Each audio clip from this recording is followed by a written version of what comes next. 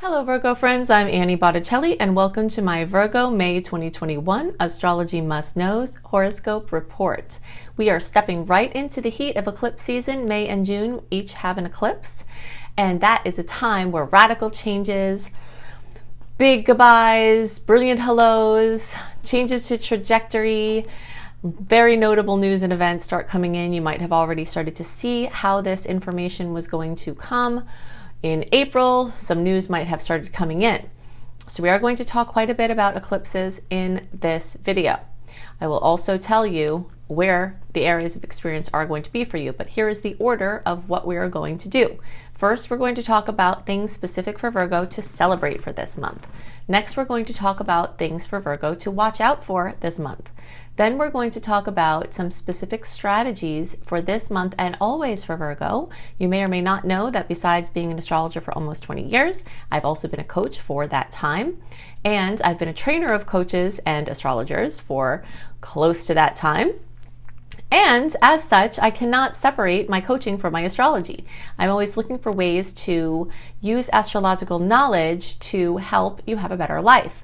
And understanding how the energy of Virgo goes in your wiring and some strategies to offset the places where that's causing you challenge can go a really long way to how you experience the monthly stars, because the more balance and clarity you have, the easier it is for you to deal with whatever's coming, challenging or great.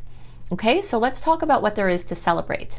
In April and now also in May, we've had Taurus transits. Of course, Taurus is another fellow Earth sign to Virgo, and those transits create 120-degree angles called a trine, which is the most favorable in all of astrology. So you're getting your kisses in April and May from the Sun, from Venus, from Mercury. Those kisses in the earth signs can bring lots of things to tangible reality.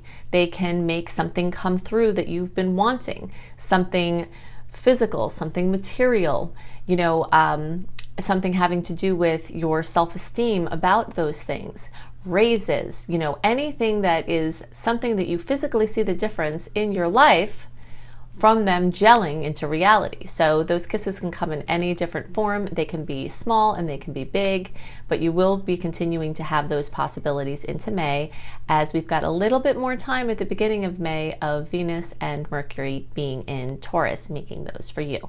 Now, those of you towards the end of the sign are going to have a little bit more of the kisses extending into May than those of you earlier in the sign, but that's okay because nobody's getting left out.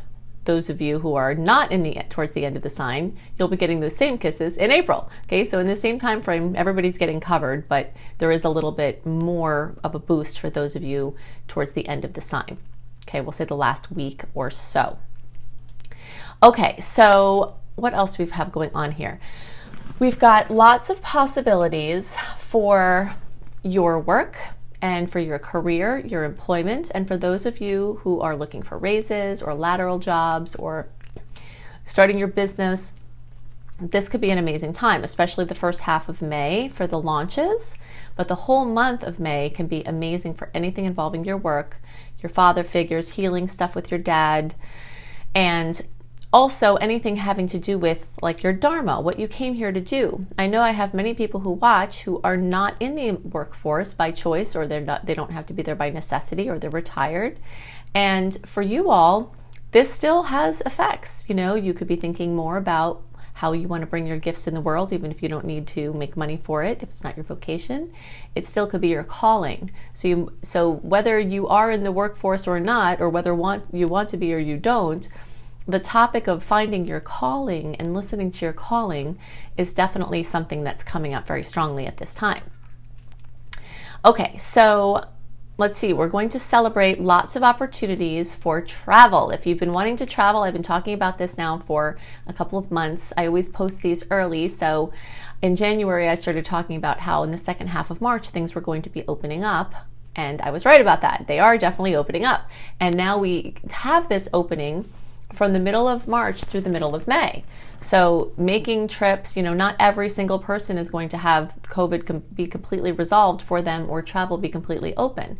But there's going to be a strong trend from the middle of March to the middle of May of things really opening up, having clarity, advancing, making up for lost time, So if you've got anything you've got to do for agreements or contracts or launches or moves or anything like that, you've got a great chunk of energy in the first half of May to continue pulling that through.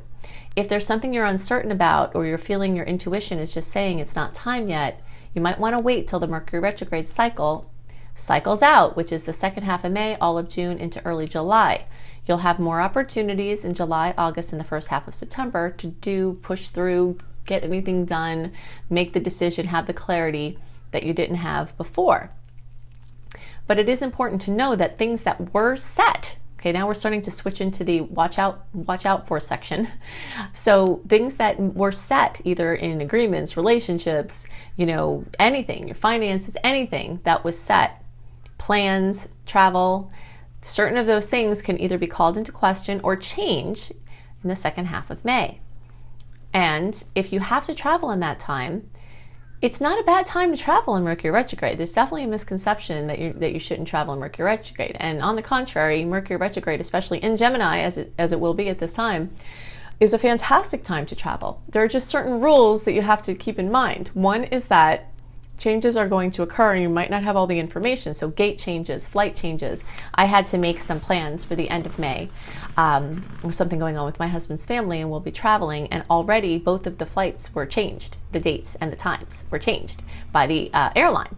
But I was expecting it, right? So it's not a surprise. So if you're expecting it, it won't be a surprise either. But last minute gate changes, if you can avoid checking luggage, I'm not going to check luggage, because you want to decrease the chance for miscommunications and complications in your travel. You want to be extra early, maybe stay the night before you go to the airport. That's something else that I'm doing. So, you can implement things that take out variables, because variables are going to be flaring in full rare form at this time, and as many as you can cut out by taking those precautions, travel can be much easier for you. But if you're not going anywhere far, you might be going places nearby, because the Gemini energies are going to be making things very spinny, restless. People might flake out on things, which is not Virgo's favorite thing, when other people flake out. There's distractedness, there's all of this going on, and you will be very, very, very busy. You're always very busy, probably. Virgos are always doing something, the ones that I know anyway. But, and even the moon Virgo, the rising Virgo, other Virgo placements, you keep yourselves busy. But this is going to be an extra busy time. Okay, so something else to watch out for is that those Gemini energies are not in a great angle for you. So as the month progresses and we get stronger into Gemini and away from those nice trines, you'll be feeling the pressure, and you'll be feeling the pressure in the area of your work and career.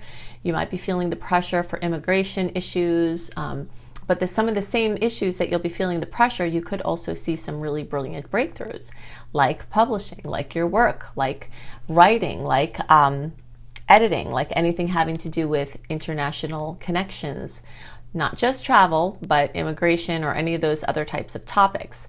If you're separated from your significant other, this might be a time where something notable happens.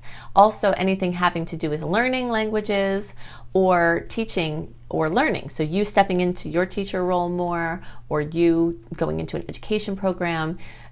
All of May is fantastic for studying. It's fantastic for learning.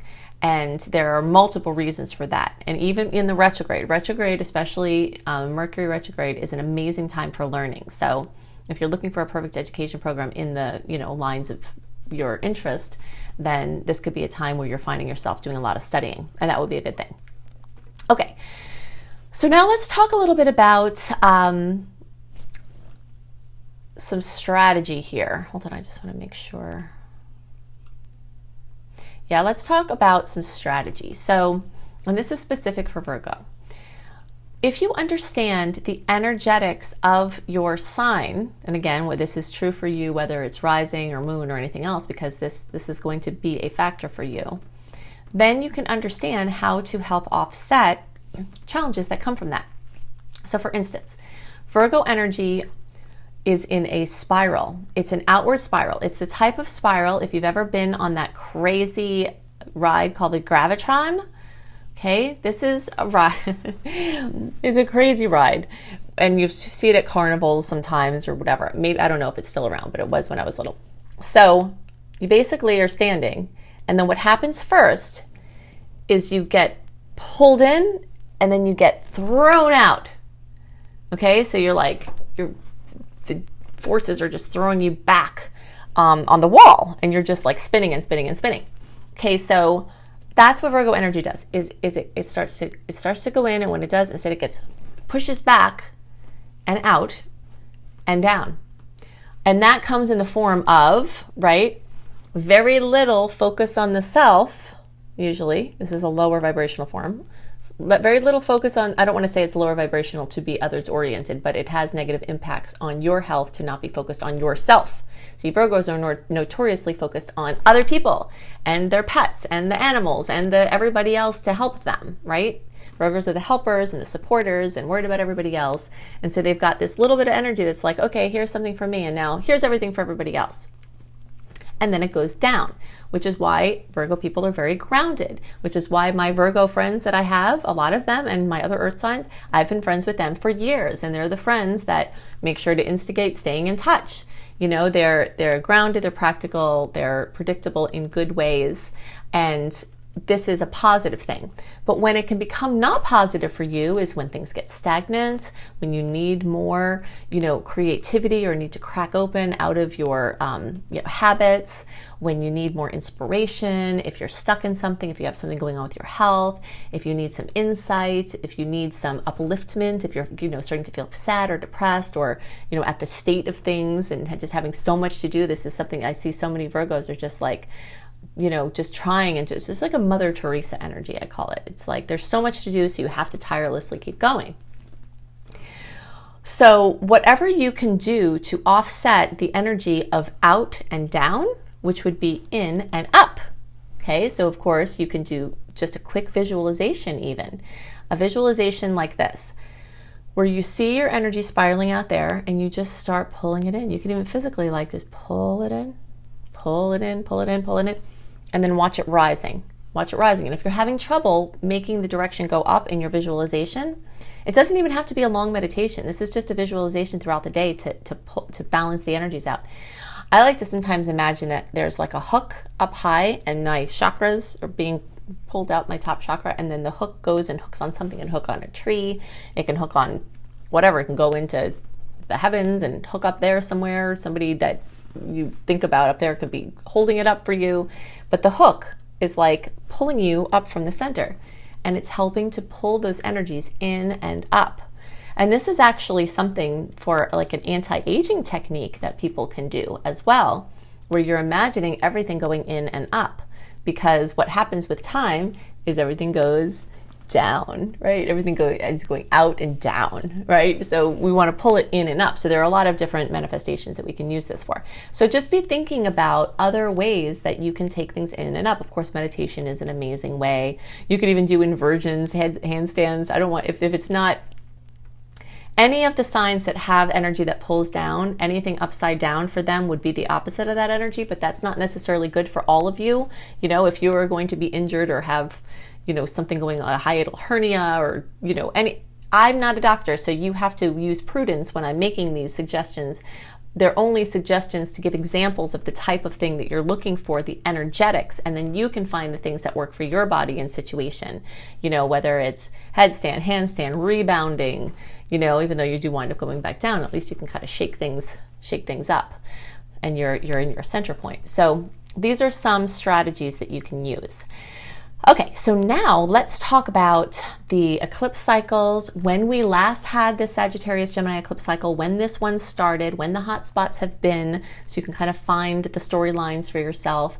Then we'll talk about some of the general implications for the Sagittarius and Gemini eclipse cycle, and also look specifically where this is going to be for you for each Virgo placement. The reason why I focus so much on eclipses during eclipse time is because they bring radical change, crazy trajectory shifts where you're going in one direction, then all of a sudden, almost overnight, you're heading in a completely different direction.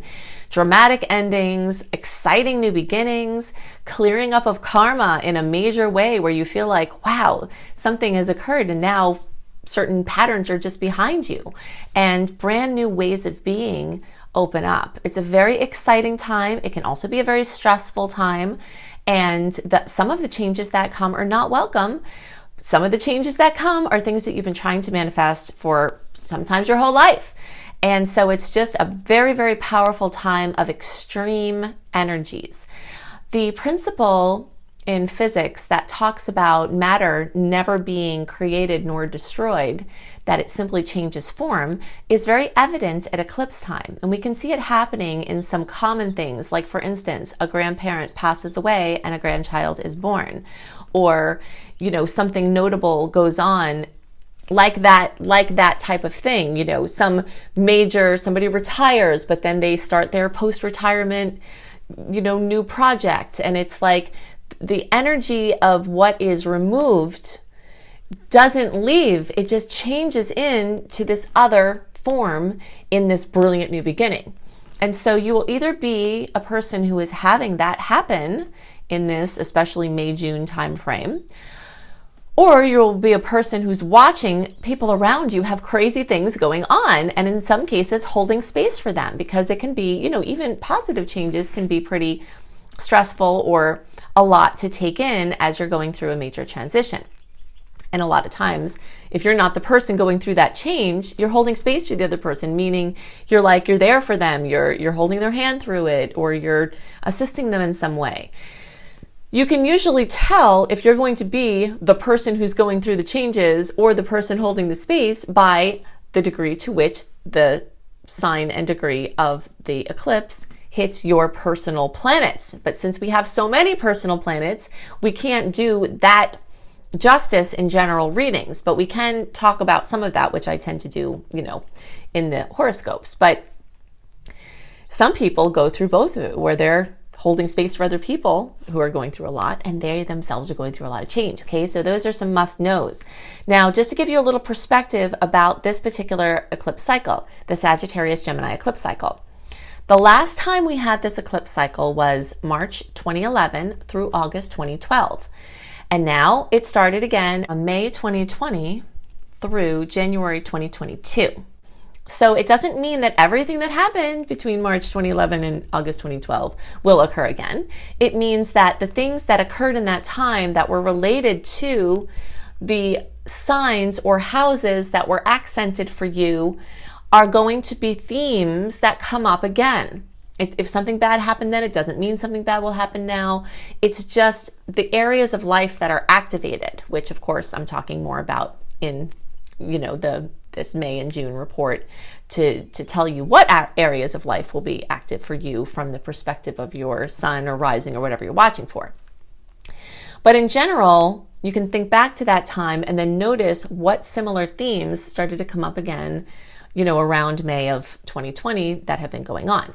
Now, the other must know about eclipses is it's like an eclipse cycle has several periods of time where there is the eclipse season, where everything gets heated up and right in the forefront, and then it kind of fades into the backdrop. And then the eclipse season happens again every 6 months. This goes on, and then it heats up, and then it kind of fades in the backdrop. So you'll also have noticed that whatever themes have come up for you, we had things that came up May, June, July of 2020.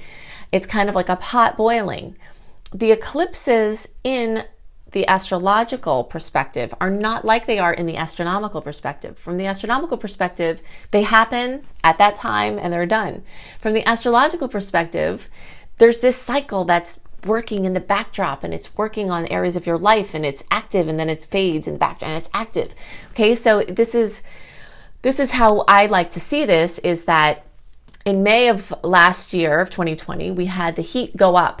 And then in June and July, it was like a rapid boil. And then you took the heat off, and then it kind of like faded out into the backdrop. And then in November and December of 2020, the heat was on again. But then, in January and then into February, March, April, we're like kind of down where the heat is off. Now, towards the end of April, the heat started coming on again of this 2021, and then May and June we're at a full boil again with the eclipses. Then into July it sort of starts to fade back down with the heat taken off into the backdrop, and then towards the end of the year we'll have our final Gemini Sagittarius heat up and then fade out into January 2022 rather, and it will be done and we'll be on to the next cycle. Okay, so in general, anything involving cars, transportation, including, guarding yourself while you're driving. You have to be extra careful during Gemini and Sagittarius eclipse cycles because it tends to highlight transportation. And so that can bring, accidents or things with cars or vehicles or walking or your mobility. You don't have to be afraid. It's just to become more aware. So anything having to do with how we share information and how we take in information and how we share it.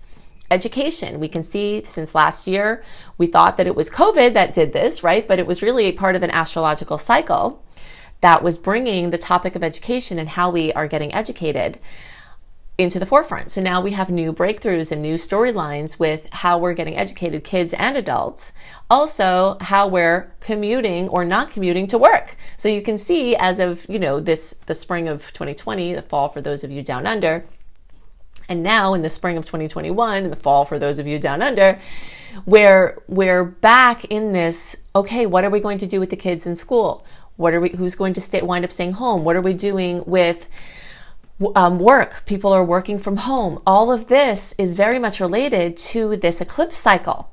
It's more related to this eclipse cycle than it is COVID. COVID is part of the storyline, but COVID is also astrological. And if you want more information about that, search for Annie Botticelli coronavirus and watch my very in-depth video talking about how astrological cycles are really at the source of the things that we think are related to COVID. COVID is part of the astrology, not the cause of everything that's going on.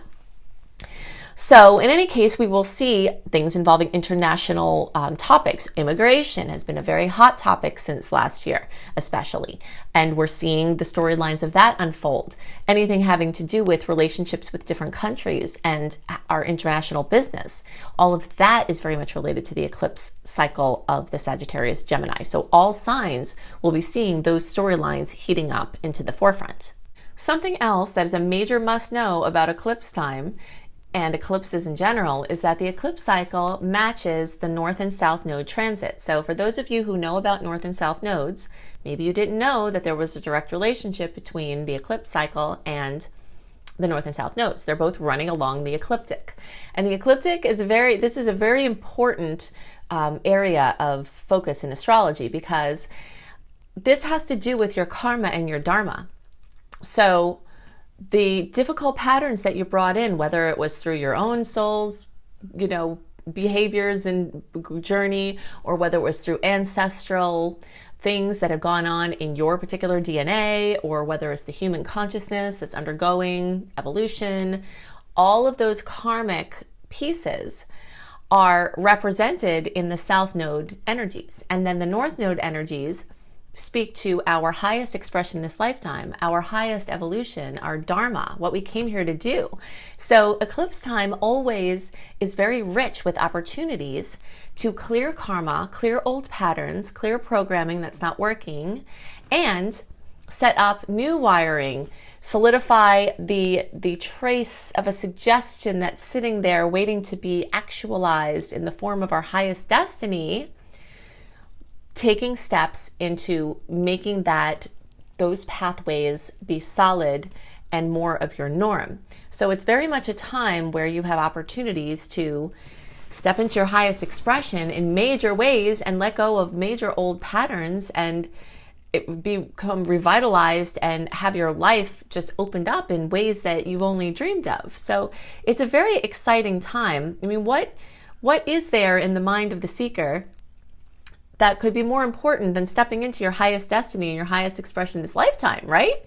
And so the eclipses bring us on there, fate points, fate meetings, fate, endings, divine, destined, or fated endings, fated beginnings, things that have that sense of like, wow, this is really fated here. This is really destined. You'll feel that the energy of synchronicity moving you in these magical, ways that you can't, you have to acknowledge that, wow, obviously there's something else at work here. It's a very magical time. And it's a very intense time, and your nervous system will be under duress, and you'll probably need more sleep, but it may be harder to sleep, and you might need more of your nervous system support and your adrenal support. And those are ways that you can really maximize this time, because the better rested you are and the more your body has the nutrition that it needs, the easier it is for you to manage what's going on. Sometimes someone will say, well, what do these supplements and these things you talk about have to do with astrology? And in my mind, they have everything to do with astrology, because if you're trying to have the best possible experience, and you know that there are intense times coming, how you experience those intense times is going to be affected tremendously by the state of your adrenals and the state of the rest of your whole nervous system and your other systems. So if they are working well and well supported, then as the stresses come, it's easier for you to step into your superhero self and have an easier experience of the challenges that come. And the challenges, like I said, could be super positive, but still challenges just the same. Like, let's say someone buys their, dream house, and that certainly could happen now. Well, the leaving of the old house, the actual move, the logistics, there is stress involved even in the best of changes. And those are the types of things that are going to be occurring in this May-June timeframe in a very big way. Okay, so now that you have a very good, solid understanding of the eclipse cycle, all of the things that we've covered, let's talk specifically about what other resources you can use and some other specifics about what field of experience the eclipse is going to be for you. All Virgos, I suggest that you search for my Sagittarius, Eclipses in Sagittarius video. You can find this on my home page on YouTube, or you can find this through searching organically Annie Botticelli, Eclipses in Sagittarius. This will give you a full list of all the things I've seen as this energy manifests. And it will be true for all zodiac signs, but it will still be very true for you, so you don't want to miss any pieces. Also the one for eclipses in Gemini. So search for Annie Botticelli, Eclipses in Gemini, and because of two reasons. One is because the eclipse in Gemini is in June, and we're starting in the 4 to 6 week pre-eclipse, season or the eclipse season. You might start to see the actual Gemini eclipses start to show up in May, or eclipse in May.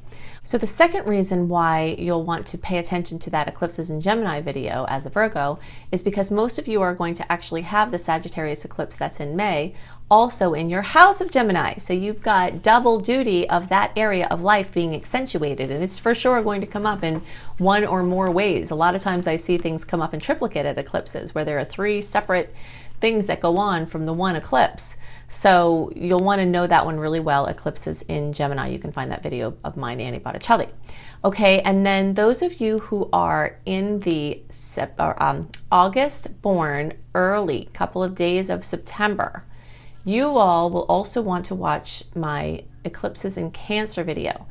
And your home and family sectors are an additional point besides the other 3 locations that I mentioned to check out. This is an additional piece for you. Now, if you are a Virgo that knows something or two about astrology charts, you might be saying, Annie, if Sagittarius rules the 4th house for Virgo and the eclipse is in Sagittarius, then why, pray tell, is for most of us it going to be in the 3rd house? And that is because the eclipse is at an early degree. So it's only for the early degrees where it's actually going, very early degrees, that it's going to actually fall in that house. In a Placidus chart, everything shifts. The later your degree is, everything shifts over and back. So it pulls it back into the 3rd house. But those of you who are in this August born, early September Virgo grouping, you are still going to have the energetic potentials of the Gemini eclipse because it's right on the line there for you between the 3rd and the 4th house. You just have some extra information to get a more complete picture of what the possibilities are. If you would like even more information on how you can maximize the starry possibilities, click on the little arrow underneath the video that says more, and that little arrow click will reveal all the notes below the video. Most of the time that I spend working is spent doing free offerings, and you can see what all those are and get the links directly to them in the notes below the video.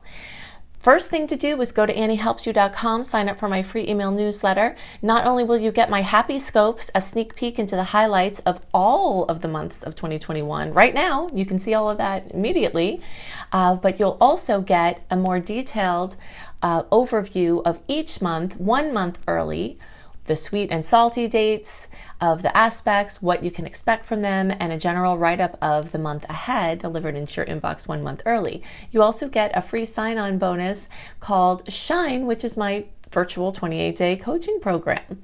And this is very, very, very detailed, and it can really help support you in your conscious evolution and breaking out of old patterns. So you get all of that when you sign up at anniehelpsyou.com.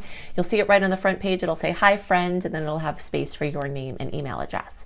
The next thing to make sure to do is go to my school, lumelife.com, L-U-M-E life.com. It's Luminous Life Multiversity, and I've got free courses there, including one to help you ramp up your abundance called Unleash Your Money Magnet. You can also see my paid courses there, including my crazy comprehensive astrology program called Becoming a Professional Astrologer Mastery course. If you'd like to do astrology as part or all of your professional offering, or just become adept enough for your own process or to help other people, you will love, love, love this course, especially if you resonate with my work. And you can see that at lumelife.com, and plus the other courses there. Also, go to cozybysweetstarlight.com. That's my other beautiful website where I and a few amazing up-and-coming bloggers that I have selected to be part of this with me are giving you amazing offerings every month, and a lot of it is astrology kissed. So herbal teas for the signs and the sun's movement, hypnosis, healing frequencies for each sign. You'll love this site. It's called cozybysweetstarlight.com. Then also, don't forget about my books. I write books as well. I've got a book called Radical Prayer, Transform Your Life and the World in 28 Days. And this is a beautiful book of prayers and affirmations that you can use over a moon cycle or however you're drawn to use it. Then my very, very in-depth book called Planetology, How to Align with the Natural Rhythms of the Universe. And it does exactly that. So it's a very detailed, long, comprehensive book to help you align with the starry rhythms. And another very exciting thing that I want to share this month is it's the month of my boy, Seamus. We call him Seamus Blue Moon. It's his birthday in May, and he is having some offerings that are starting to come out. So you can see some work of his artwork in the link below. In the future, you will see him teaching courses at my school. He's working on a course now.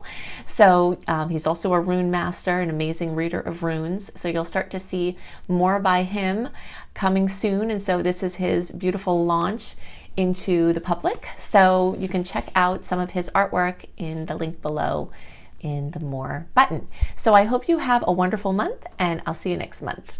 Bye.